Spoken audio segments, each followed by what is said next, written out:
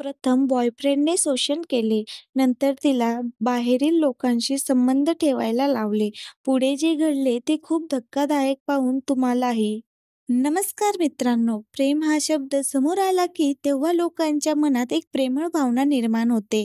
पण प्रेमाच्या नावाखाली जर अशी घटना पाहायला मिळाली, ज्यामुळे तुमचा आत्माही थरथरात कापेल आणि कदाचित ही घटना कळल्यानंतर तुमचाही प्रेम शब्दावरून विश्वास उडेल. तर चला पाहूया काय हे संपूर्ण प्रकरण. स्वतःच्या गर्लफ्रेंडसोबत असे कोणी करू शकेल का? पाहून तुम्ही देखील चकित व्हाल. तुम्हाला सांगतो की जिस्मोफोशीच्या दलदलीतून थेट मरण पावलेल्या महिलेच्या परीक्षेने ब्रिटनमधील सर्वांनाच धक्का बसला आहे. इतकंच नाही तर तुम्हाला सांगतो की या महिलेला दररोज 20 लोकांसोबत झोपायला लावलं जात होतं आणि जेव्हा महिलेने या सगळ्यांना नकार दिला, तेव्हा तिला अमानुषपणे मारहाण करण्यात आली. एवढेच नाही तर कोरियाची परिसीमाही तेव्हा पोहोचली होती. तेव्हा या महिलेला सिगारेटचे चटके देण्यात आले. त्याचवेळी या गुन्ह्याचा सामना केल्यानंतर महिलेला रुग्णालयात दाखल करण्यात आले आणि तरीही महिलेला वाचवता आले नाही आणि आता या महिलेचा मृत्यू झाल्याची माहिती आहे.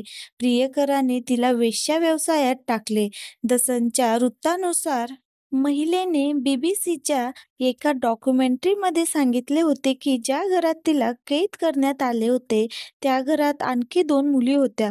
अशा परिस्थितीत प्रत्येकाला त्यांच्या इच्छेविरुद्ध ग्राहकांसमोर सेवा दिली गेली आणि एका दिवसात त्यांना किमान 20 लोकांशी लैंगिक संबंध ठेवण्यास भाग पाडले गेले आणि जेव्हा त्यांनी लैंगिक संबंध ठेवण्यास नकार दिला, तेव्हा त्यांना खूप त्रास सहन करावा लागला आणि महिलेने सांगितले, यावेळी तिच्या घरी अनेक नशेचे व्यसन करणारे लोक यायचे, जे 5-6 तास तिथे राहून तिचे शोषण करायचे आणि त्याचवेळी तिच्या मुलाखतीदरम्यान या महिलेने सांगितले की ती एका मुलाच्या प्रेमात पडल्यानंतर रोमानियाहून यूकेमध्ये आली होती आणि नंतर वेस्ट मिडलँड्समधील फ्लॅटमध्ये कैद झाली होती.